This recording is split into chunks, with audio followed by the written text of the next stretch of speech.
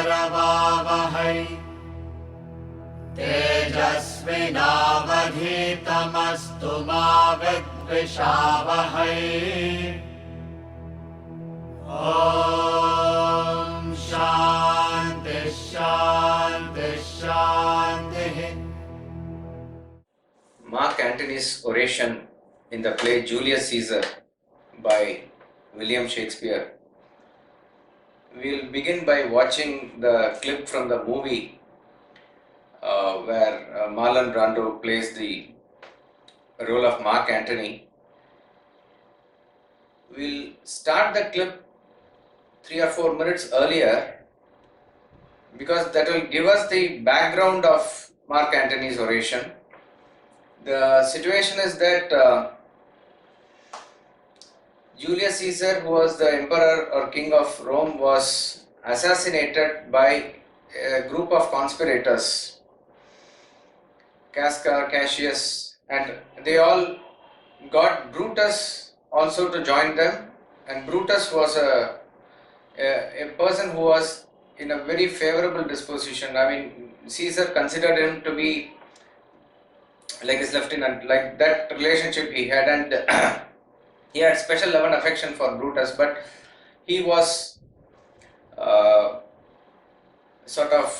compelled to join the conspirators and they assassinated him. The entire people of Rome now, the mob does not know what has happened and they are waiting outside as to what has happened and what is the reason, etc. So it's a very charged atmosphere. It is in that stage that Brutus, who was a very great and talented orator, he comes and takes charge and he convinces the mob that they have killed Julius Caesar for the good of Rome, and that is where it begins. Mark Antony was Julius Caesar's friend, and the whole assassination plot happened in Mark Antony's absence. Maybe if he was there, he could have protected Caesar, we do not know. So they planned it in such a way and executed perfectly, and then when Antony came to know about this, it was too late.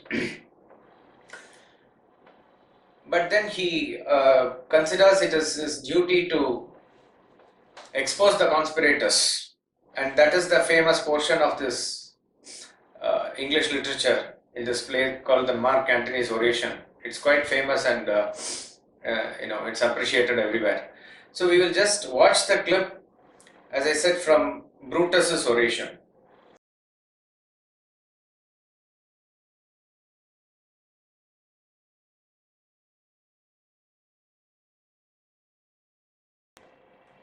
So actually there is nothing more to be said. This is a drama more than any philosophical content as we have seen in other poems. This particular portion from this drama of Julius Caesar educates about how psychologically you should deal with situation. That is one of the key messages here. See, what we understand first is about the mob psychology. When people gather together in mob, there is no chance of reason, even if they have capacity to reason. Even if there was a reasonable voice in the crowd, his voice will be drowned. That is the mob psychology. And when they are emotionally, when they are charged,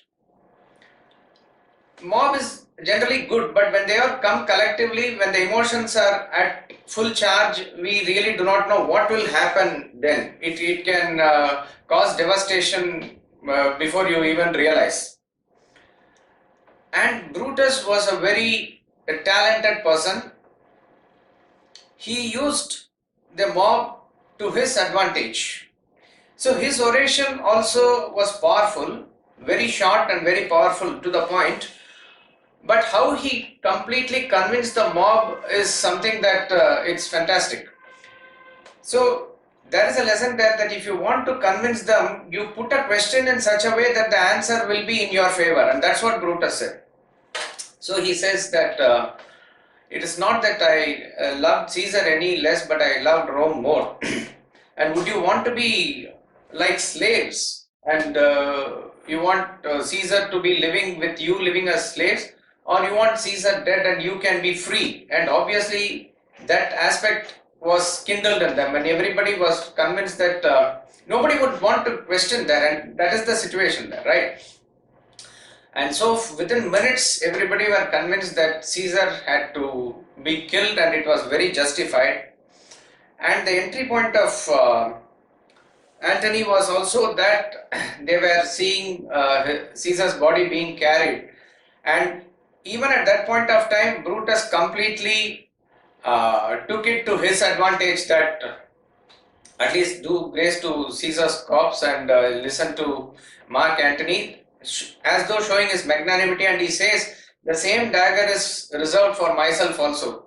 So 100% the pendulum has swung this side, and it is they're all supporting Brutus. So it is at this point that Mark Antony has to do what he feels is the right thing to do. He feels it is his obligation to expose the conspirators because it was very clear for him. But not only Brutus and the conspirators were very powerful, now the entire people were also convinced. So it is just not easy for him to do this.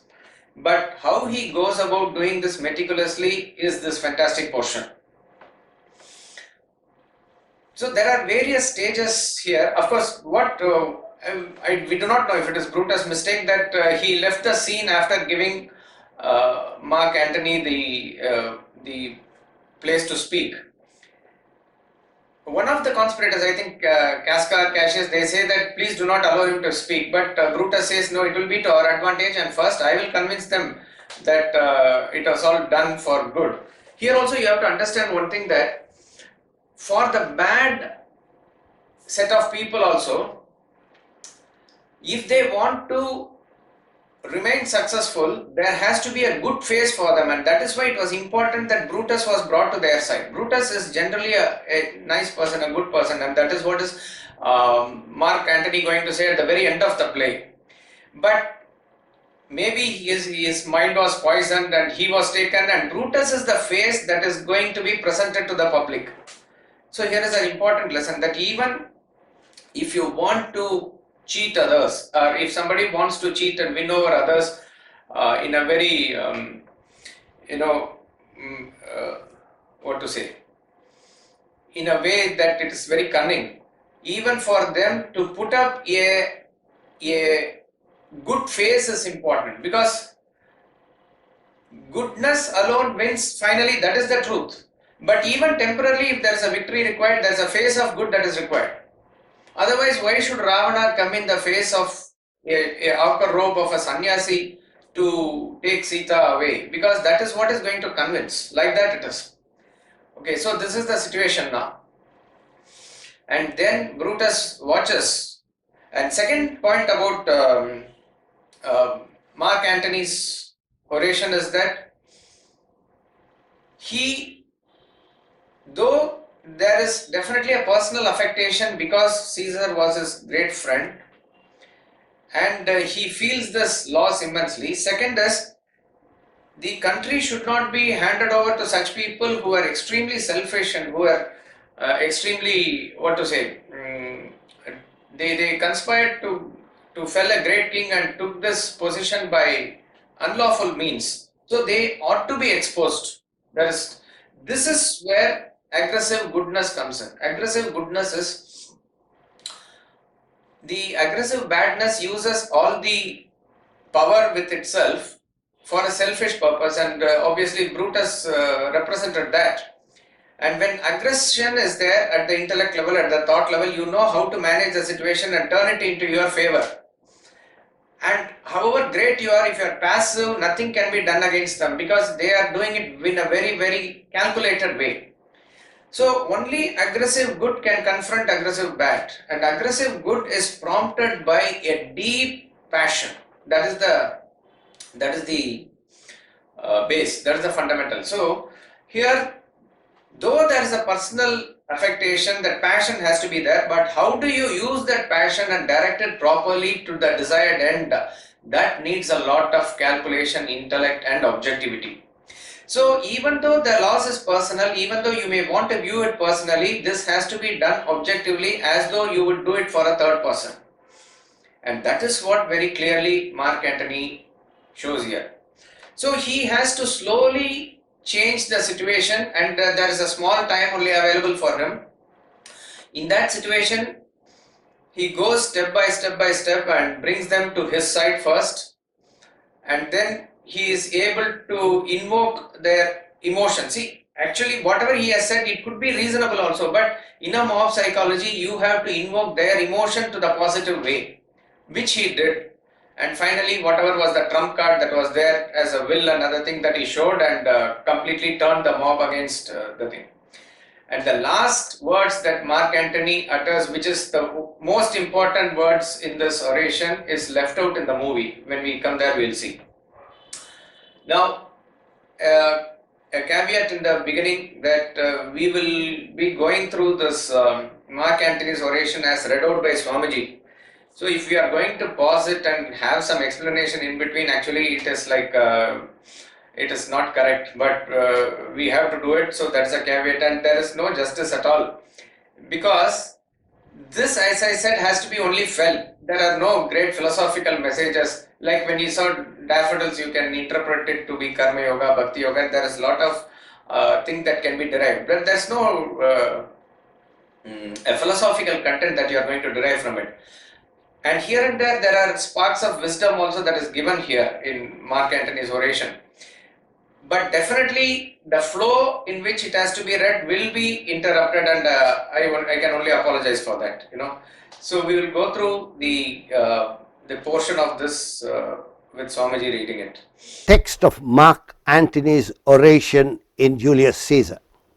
Brutus, good countrymen, let me depart alone, and for my sake stay here with Antony. Do grace to Caesar's corpse, and grace his speech, tending to Caesar's glories, which Mark Antony, by our permission, is allowed to make. I do entreat you, not a man depart, save I alone till Antony have spoke. Exit.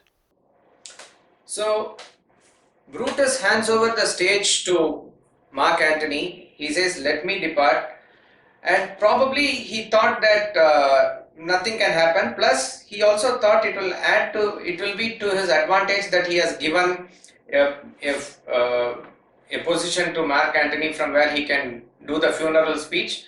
So that way, people will be even more considering him to be somewhat great. And why did he leave? We do not know. But the point is, he is like the top leader now, and somebody who is not up to his rank and he is speaking, he cannot stand there and wait and listen.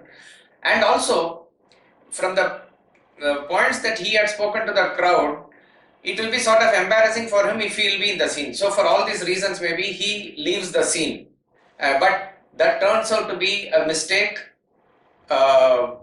because whatever has happened after that, he would not know actually. So this is the situation where Brutus gives the stage to Antony and he leaves. First citizen, stay, ho, and let us hear Mark Antony. Third citizen, let him go up into the public chair. We'll hear him. Noble Antony, go up. Antony. For Brutus's sake, I am beholding to you. Antony goes into the pulpit. Fourth citizen, what does he say of Brutus? Third citizen, he says for Brutus's sake, he finds himself beholding to us all. Fourth citizen, twere best he speak no harm of Brutus here. First citizen, this Caesar was a tyrant. Third citizen, nay, that's certain. We are blessed that Rome is rid of him. Second citizen, peace. Let us hear what Antony can say. So this portion shows that how the mob is completely charged They have completely sold themselves to Brutus's points, and of course, they are waiting for Antony to speak and they will listen. But the citizens are saying that even as Antony begins, see how Antony begins. He says, "For Brutus's sake, I am beholding to you." So I am going to speak to you. I am here in front of you for the sake of Brutus. So he knows that only by using Brutus' name can he now get into their hearts, and because they are completely with Brutus now, and immediately the citizen is asking, what does he say of Brutus? Then he says whatever he's saying. So he says, it is best that he speaks no harm of Brutus here, and they immediately cursed Caesar. That Caesar was a tyrant, and we are blessed that he is Rome is rid of him. So this is the charged atmosphere where the people are completely against Caesar, they are for Brutus. So you have to only imagine the situation that how a person with a strong mob with this type of inclination can be changed within 10 minutes or so when he is given that opportunity. Antony. You gentle Romans, Citizens. Peace. Ho! Let us hear him. Antony. friends, Romans, countrymen, lend me your ears. I come to bury Caesar, not to praise him. The evil that men do lives after them, the good is oft interred with their bones. So let it be with Caesar. The noble Brutus hath told you Caesar was ambitious. If it were so, it was a grievous fault, and grievously hath Caesar answered it. Here, under leave of Brutus and the rest, for Brutus is an honourable man, so are they all honourable men. So Antony begins his oration by this famous words, friends, Romans, countrymen. I have come here only to bury Caesar, not to praise him. Okay. Actually, he is going to do only that. In the mob psychology, that's what we see there. He is going to say all those things which are opposite, but in the end, he is going to prove whatever he wants to prove. He says, so he begins like this because as he is now aware in what kind of atmosphere that the people are and what is their opinion about Caesar now, he says, I have not come to praise him. I have only come to bury him. And what he talks here is a practical truth that whatever and however a man has lived his life with all his good intent and actions, all those things are usually taken for granted. But any one thing that he has failed, that is what is going to carry his memory. The memory of that person is carried by that. So he makes a very great statement here that the evil that men do lives after them. The good is oft interred with their bones. It is just taken for granted, and that's how it is. You can, and particularly when it comes to a good person, see, all of us are with good and bad mixed together, right? You know where the evil will be pronounced more, like for example, in Vedanta treatise, I think the statement comes that the very nature of perfection is that it must reveal itself as imperfection. Suppose if there is a dirty cloth uh, full of dirt and stains everywhere, and you add 2 more drops of ink to it or some more dirt to it, it will not be very visible. But if there is a plain white cloth, a screen or a dhoti, if something is very plain white and nice, in that if that same 2 drops of ink is there, it will be more pronounced and more visible. It's like that it is. So, for a good person where his whole life is good, if there is 1 or 2 deficiencies or defects or something that is bad about him, that will be much more pronounced, and that is what is going to, all said and done, he must not have spoken like that. Like that, that is how he will be perceived. And that is what he says here, the good is oft interred with their bones, so let it be with Caesar.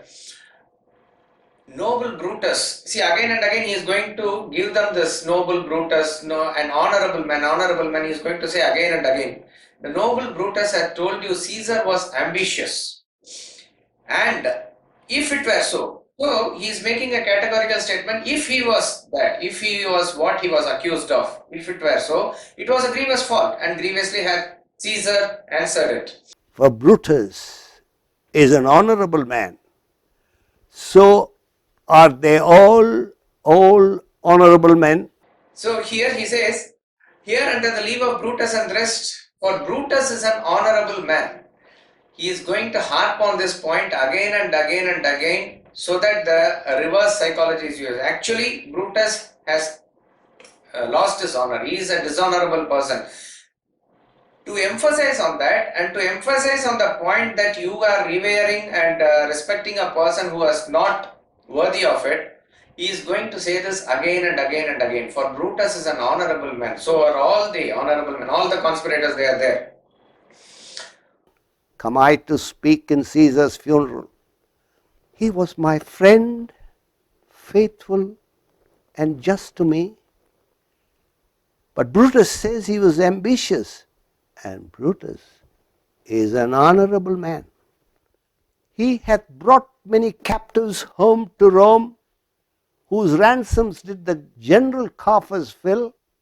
Did this in Caesar seem ambitious?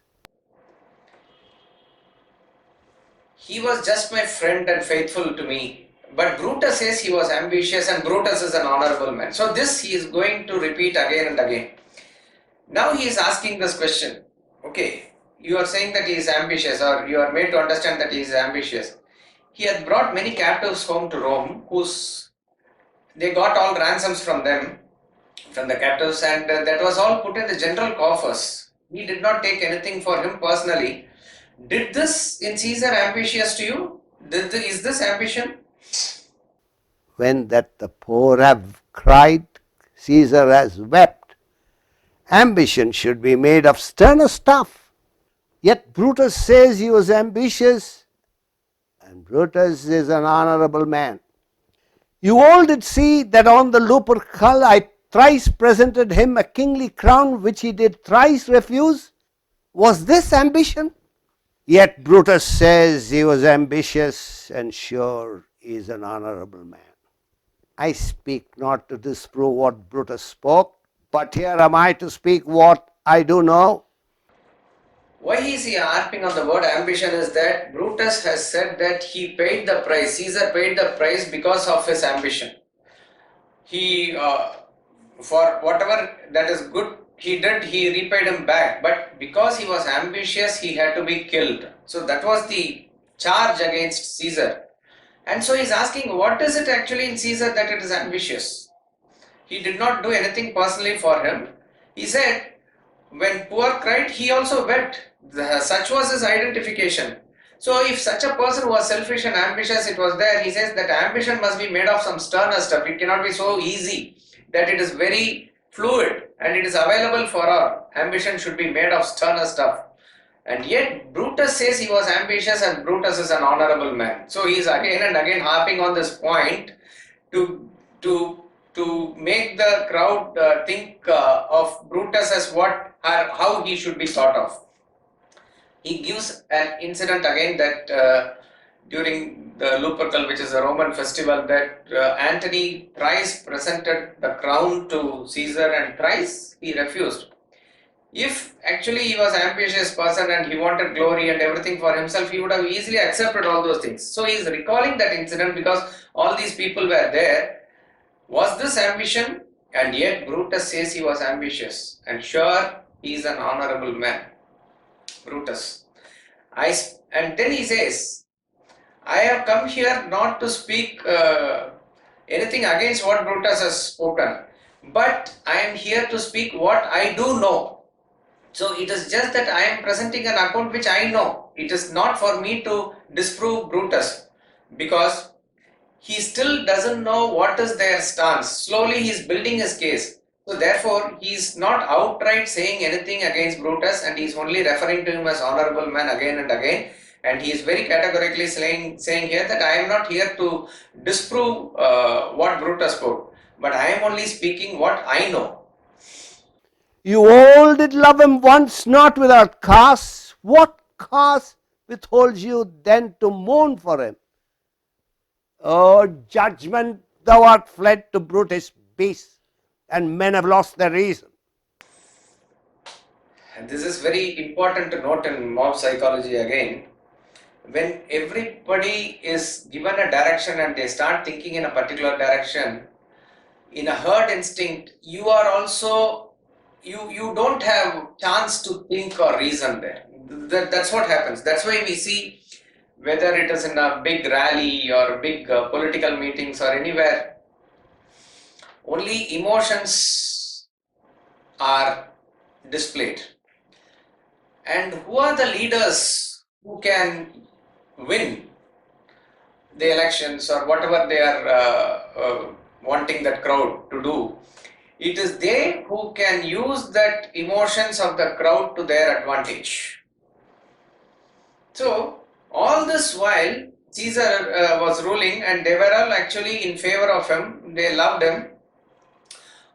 Overnight something happened and Brutus said something, and completely you have sort of forgotten him. You all did love him once, not without a cause. Okay. What cause withholds you then to mourn for him? Okay, even if he has done some mistake and he has enough accounts in his karma for your sympathy, for your love. What cause withholds you then to mourn for him? Very famous words, O judgment, thou art fled to brutish beasts, and men have lost their reason. This Swamiji says, Antony is not speaking to that crowd alone, Shakespeare is speaking to all of us. Judgment, reason, this is the facet of intellect. No intellect at all. Intellect does not function at all. It is only emotions that function. All our decisions are made based on emotions. All our actions are following emotions. And this aspect is highlighted by this line. Judgment, thou art fled to brutish beasts, and men have lost their reason. This is a play that is written maybe 4 or 5 centuries back. That was the case then also, that is the case now also. A majority of the people are not thinking. When I say majority, vast majority. Swamiji has written in his book that a person who can really think is like finding such a person is equal to finding a needle in haystack. Like that it is. Men have lost their reason. Bear with me. My heart is in the coffin there with Caesar, and I must pause till it come back to me. We saw this in the play also. Once he has made his first salvo, fired his first salvo like this, he has broken the very backbone of Brutus' argument that Caesar was ambitious. That argument is completely broken now. Now he is pausing to check what is the reaction of the crowd. See, all this is not just dramatization by Mark Antony. He is really feeling like that. But the point is, when he is given a small time to speak and do whatever he is supposed to do, he has to understand what is the reaction of the audience. And this is very important for any public speaker also. You might have all the stuff that you want to convey, but only when you are having the audience attention to you can there be a smooth transaction of knowledge. See, Swamiji says, he is naturally prone to writing. He is a great author. But he has been a public speaker for more than 60-65 years. And he says, I put in a conscious effort to develop this art of public speaking. When you are in a one-to-one basis, probably that's the best class. You know exactly how to gauge the student and you can take him from his level upwards. But when you are speaking to a big crowd or an audience, maybe 200, 600,000, whatever be the number of people, somewhere you have to hit at the average. And that is why more than any other speaker, he emphasizes that the light must be on the audience, because he wants to see the face of the audience as to what they react for. Some may react to jokes, some may react to poetry, some may react to Sanskrit shlokas. You have to say something according to what they prefer and then catch their attention. Then it becomes easy for you to convey whatever you want to convey. It is not that for playing for the gallery means you keep on saying 1.5 hours jokes and nothing of Bhagavad Gita you talk, but you have to catch their attention. And here is Mark Antony just pausing for a moment to see how they have reacted. And he has understood that they have reacted positively for whatever he has said so far. First citizen, methinks there is much reason in his sayings. Second citizen, if thou consider rightly of the matter, Caesar has had great wrong. Third citizen, has he masters? I fear there will a worse come in his place. Fourth citizen, mark ye his words, he would not take the crown, therefore 'tis certain he was not ambitious. First citizen, if it be found so, some will dear abide it. Second citizen, poor soul, his eyes are red as fire with weeping. Third citizen, there's not a nobler man in Rome than Antony. Fourth citizen, now mark him, he begins again to speak. So here we see that the citizens are favorably reacting to Antony's words, and they are thinking that definitely that cannot be ambitious because he refused the crown and he did, that was really not ambitious. If it was ambitious, he would have abided by it. That was not the case. So they are now beginning to see a reason in Mark Antony's words. Now he begins to speak again. Antony, But yesterday the word of Caesar might have stood against the world. Now lies he there, and none so poor to do him reverence. O masters, if I were disposed to stir your hearts and minds to mutiny and rage, I should do Brutus wrong and Cassius wrong, who you all know are honourable men.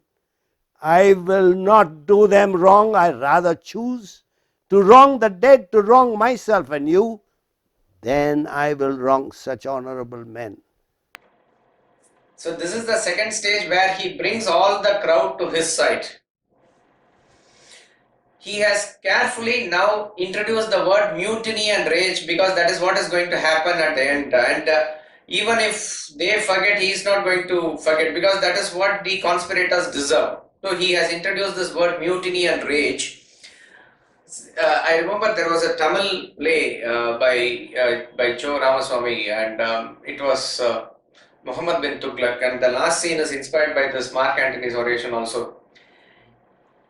He says all the things about his friend in a way that please don't do it, please don't do it, please don't throw stones at him, please don't kill him, and actually he wants him killed. Exactly that portion is actually inspired by Mark Antony's oration.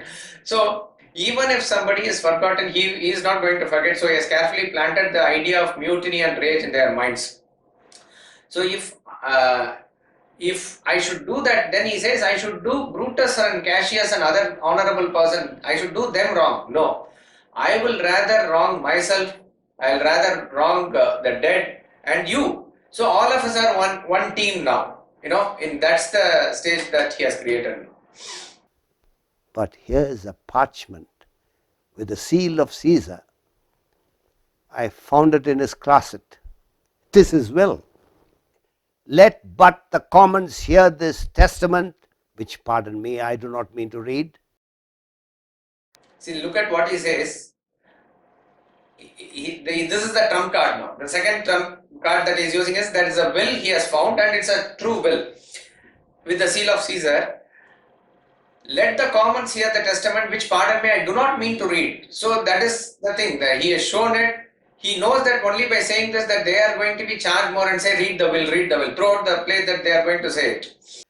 And they would go and kiss dead Caesar's wounds and dip their napkins in his sacred blood, beg air of him for memory, and dying mention it within their wills, bequeathing it as a rich legacy unto their issue. If only they hear this will, then what people will do is that they will dip a napkin in the blood of Caesar. They will preserve it and they will pass it on to their generation. To such extent is the value that they will have for Caesar. All this thing he says, and then he is going to say, I do not mean to read this will. Fourth citizen. Will hear the will. Read it, Mark Antony. Citizens. The will, the will. We will hear Caesar's will. Antony. Have patience, gentle friends. I must not read it. It is not meet. You know how Caesar loved you. You are not wood, you are not stones, but men. And being men, hearing the will of Caesar, it will inflame you. It will make you mad. It is good you know not that you are his heirs. For if you should, oh, what would come of it? Very brilliantly he is saying that I should not read the will, because if I read the will, what will come of it? I do not know. Maybe he is going to say I have overshot myself. All this is actually slowly building the case so that the emotions are swelling up in the minds of the people. So it is good you know not that you are his heirs. He has already said it, but he is saying it is good that you know not that you are his heirs. Or if you should, oh, what would come of it? Fourth citizen. Read the will. We'll hear it, Antony. You shall read us the will. Caesar's will. Antony. Will you be patient? Will you stay a while? I have overshot myself to tell you of it. I fear I wrong the honourable men whose daggers have stabbed Caesar. I do fear it. Fourth citizen. They were traitors. Honourable men. Citizens. The will. The testament. Second citizen. They were villains. Murderers. The will. Read the will. So he is again emphasizing on the point that maybe I have overshot myself to tell you I should not have told, because I fear then I will be wrong, doing wrong to the honourable men. So the moment they hear it now, they are saying, what big honourable men? They are all traitors, they are all villains. So now they are completely convinced that the people who have done this to Caesar need to be punished, and there is absolutely no way that anybody can sort of respect them. Antony. You will compel me then to read the will? Then make a ring about the corpse of Caesar, and let me show you him that made the will. Shall I descend? And will you give me leave? Citizens. Come down. Second citizen. Descend. Third citizen. You shall have leave. Antony comes down. Fourth citizen. A ring. Stand round. First citizen. Stand from the hearse. Stand from the body. Second citizen. Room for Antony. Most noble Antony. This is the step that one needs to follow. That the trump card is the will. He is going to use it as the last trump card only, but he has made the presence felt of that. Now, in order to charge them more, he has to show what has happened to Caesar. So he says, before reading the will, let us look at the person who made the will, and he comes down from the place where he is talking, because Caesar is now covered with the thing. Once he is going to show Caesar to them and what has happened to him, that is going to infuriate them more. That is very important. So he is slowly building up the case here to the next level now. They are treating him like the leader now. Antony. Nay, press not so upon me. Stand far off. Citizens. Stand back. Room. Bear back. Antony. If you have tears, prepare to shed them now. You all do know this mantle. I remember the first time ever Caesar put it on. 'Twas on a summer's evening in his tent, the day he overcame the nervy. Look, in this place ran Cassius daggers through. See what a rent the envious Casca made.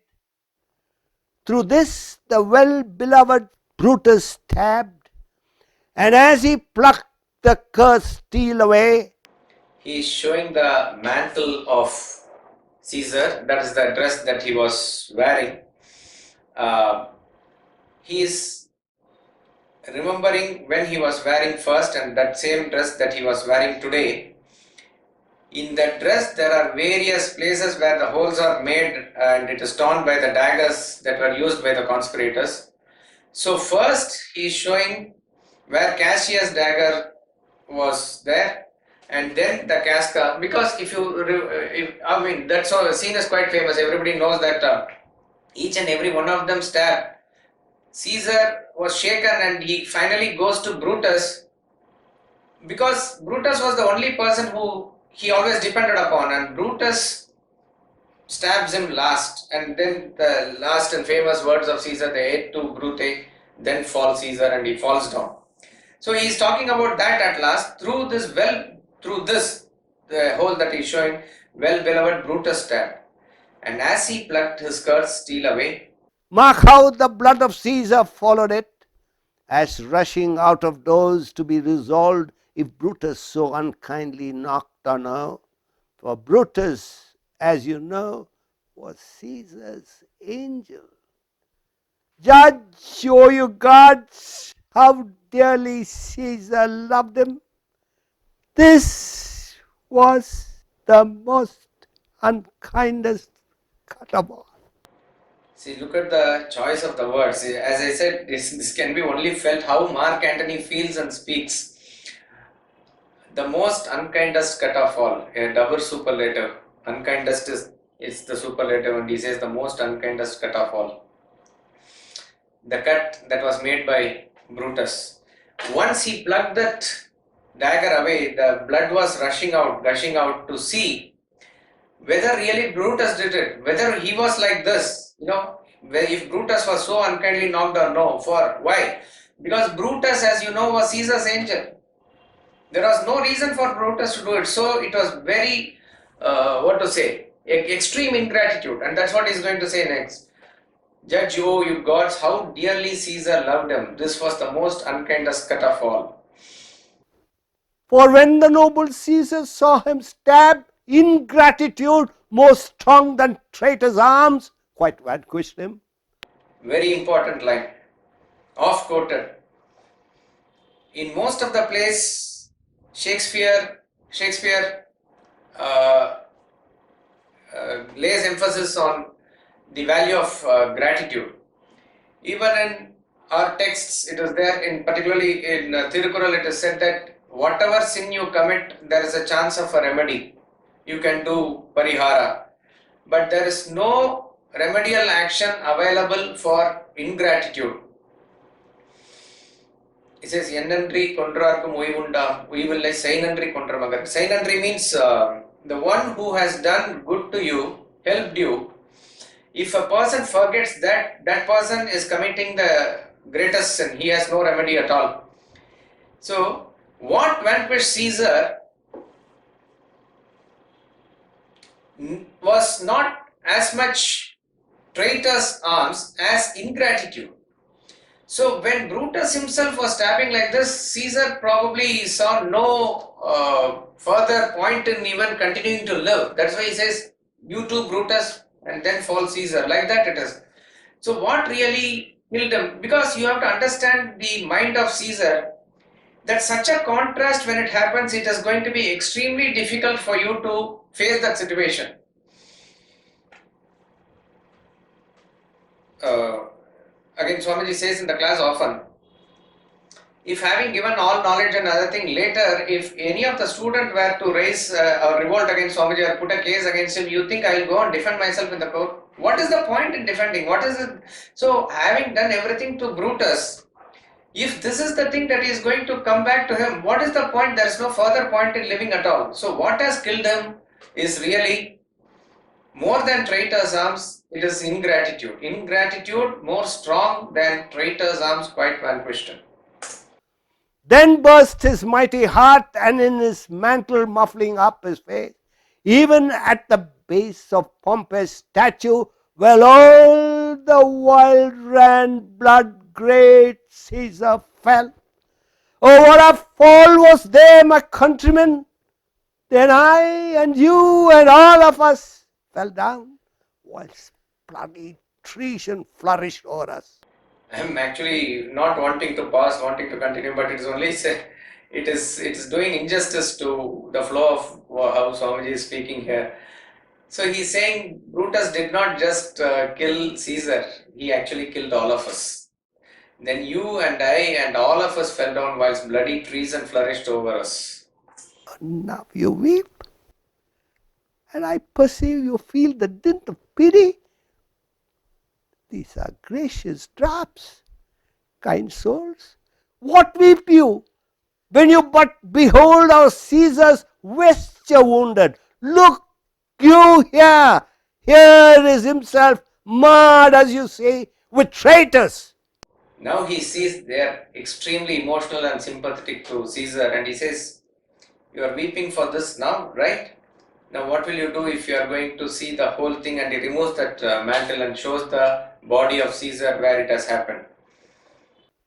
First citizen. Oh, piteous spectacle. Second citizen. O noble Caesar. Third citizen. O woeful day. Fourth citizen. O traitors, villains. First citizen. O most bloody sight. Second citizen. We will be revenged. Citizens, revenge, about, seek, burn, fire, kill, slay. Let not a traitor live. Antony. Stay, countrymen. First citizen. Peace there. Hear the noble Antony. Second citizen. We'll hear him. We'll follow him. We'll die with him. See, they are extremely charged. He will hold them couple of times to further charge them and then release.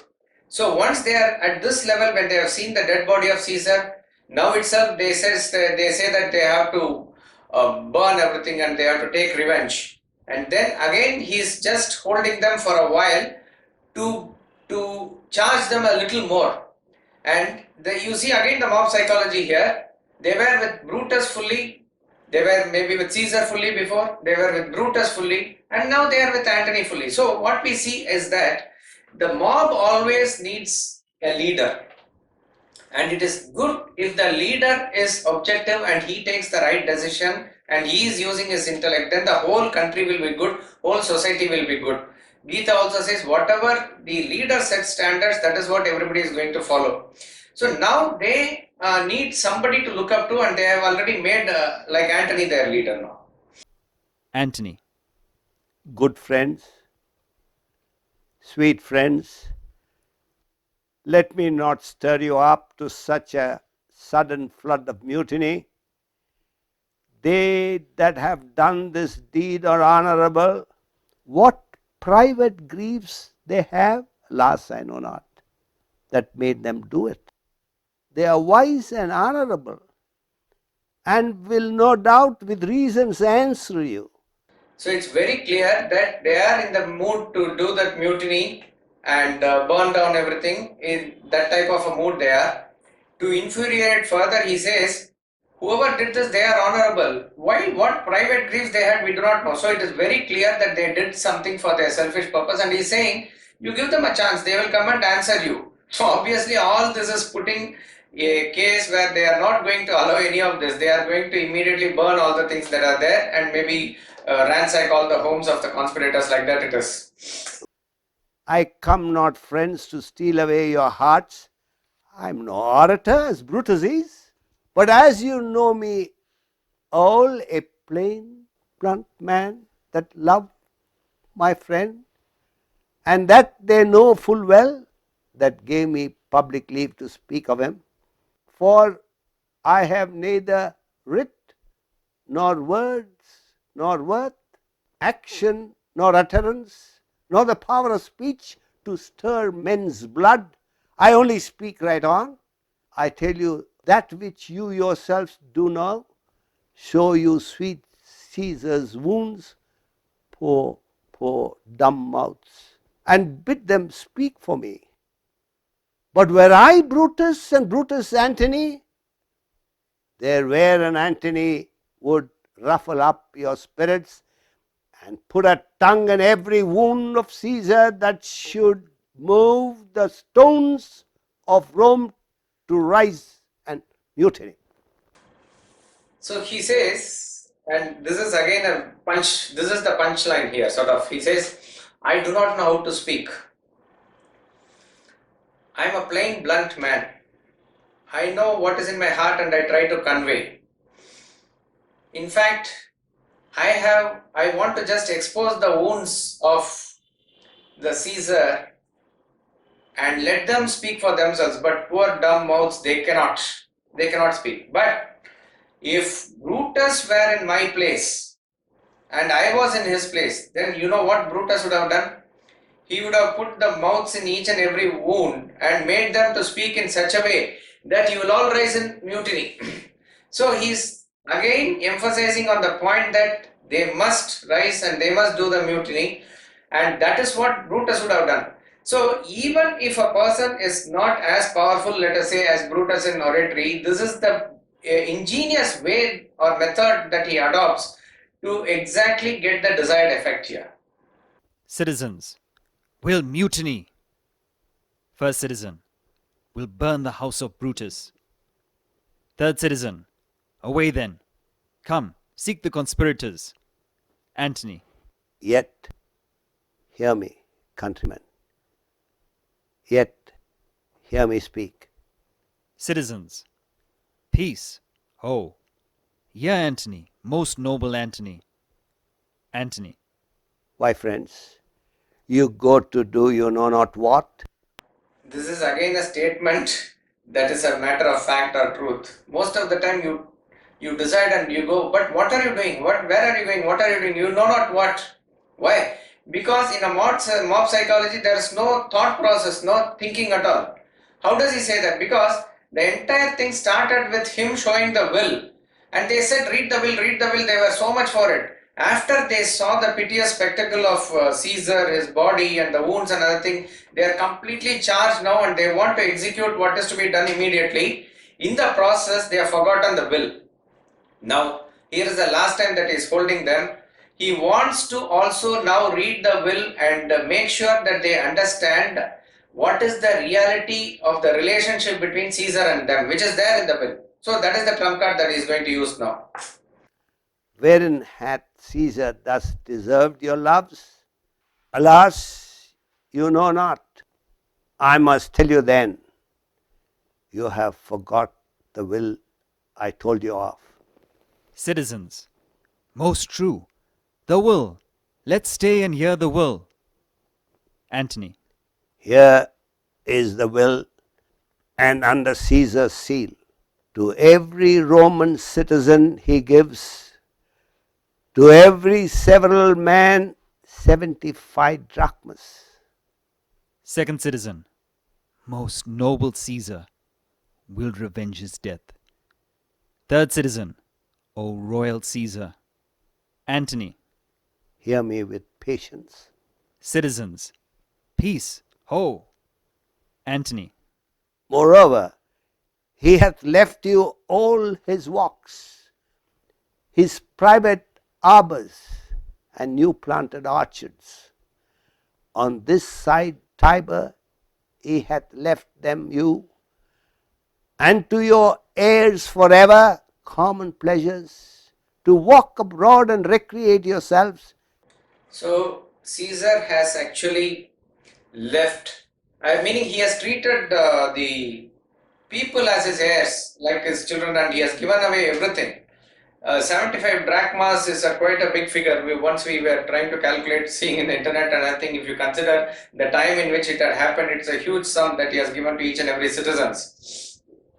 Not only that, by the side of the river Tiber, whatever is the orchards and the walk, for everything that is there, he has left everything for the people to recreate themselves for their generations completely. But this also shows, if you do not have a product to sell, however great your advertisement is, it will not sell. But Caesar was not like that. So there was enough case for Antony to let's say speak on behalf of Caesar like this. So he has kept everything and given everything for the people there. Here was a Caesar, when comes such another? First citizen. Never. Never! Come away, away! We'll burn his body in the holy place, and with the brands fire the traitors' houses. Take up the body. Second citizen, go fetch fire. Third citizen, pluck down benches. Fourth citizen, pluck down forms, windows, anything. Exit citizens with the body. Antony. Now let it work.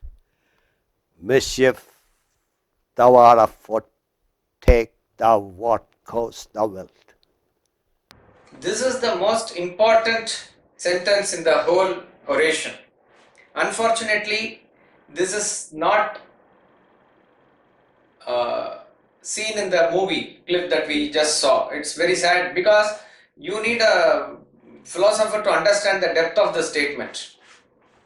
This is the statement that he proves that he does the entire thing in a very detached way, even though there is a strong personal passion towards Caesar.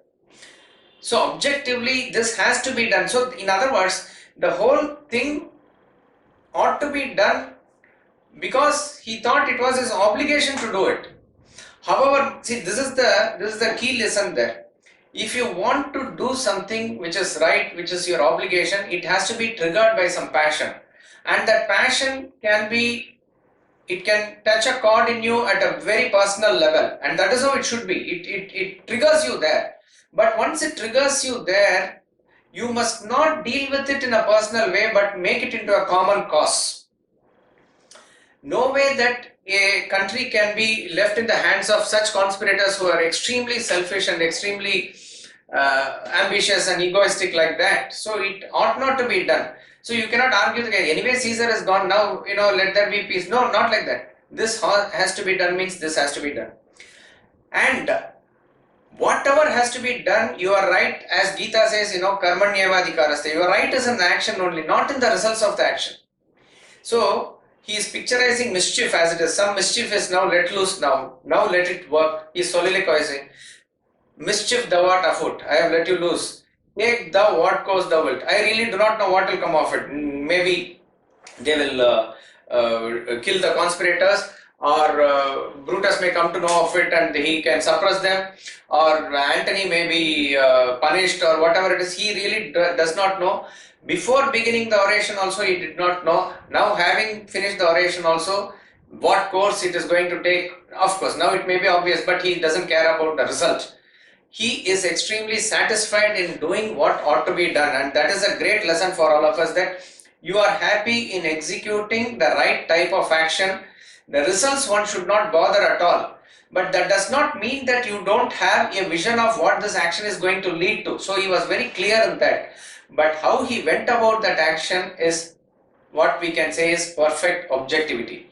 So the terms that Swamiji uses often is detached attachment, dispassionate passion, that's what we see here, a sense of renunciation. So when the crowd is all involved now, he is standing apart and watching all these things. So he is soliloquizing and finally and saying that now let it work. Mischief thou art afoot. Take thou what course thou wilt. These two lines should be sort of by heart. From Julius Caesar by William Shakespeare, Act 3, Scene 2, lines 55 to 261. A phenomenal reading by Swamiji also here. We will just conclude with Swamiji's commentary. Julius Caesar was a Roman emperor, a noble soul. Brutus, with his conspirators, assassinated Caesar. He convinced the masses that Caesar was a selfish tyrant, detrimental to the state. The people accepted Brutus's dastardly action as an honourable service to the nation. Mark Antony was a true friend of Caesar's. He learnt too late of the conspirators' diabolical plan and Caesar's assassination. He decided to expose their treachery and managed to obtain Brutus's permission to speak at Caesar's funeral. Brutus, having permitted Antony to speak, left the scene of the funeral. Antony faced an emotionally charged mob. They were led to believe that Brutus was honourable and the assassination justified. Antony now had the tremendous task of turning the whole mob against Brutus. He went about it cautiously, brilliantly, to expose the conspirators. The oration of Antony is an outstanding piece of English literature. Antony worked on the psychology of the mob, turned their mind around from their state of infatuated admiration to infuriated rage against Brutus and the rest. Antony handled the whole situation with perfect objectivity. He felt it his obligatory duty to expose the villainy of the conspirators, went about it meticulously in a spirit of detachment, and at the end of his brilliant oration, he left the result for destiny to work itself out. Mischief, thou art afoot, take thou what course thou wilt.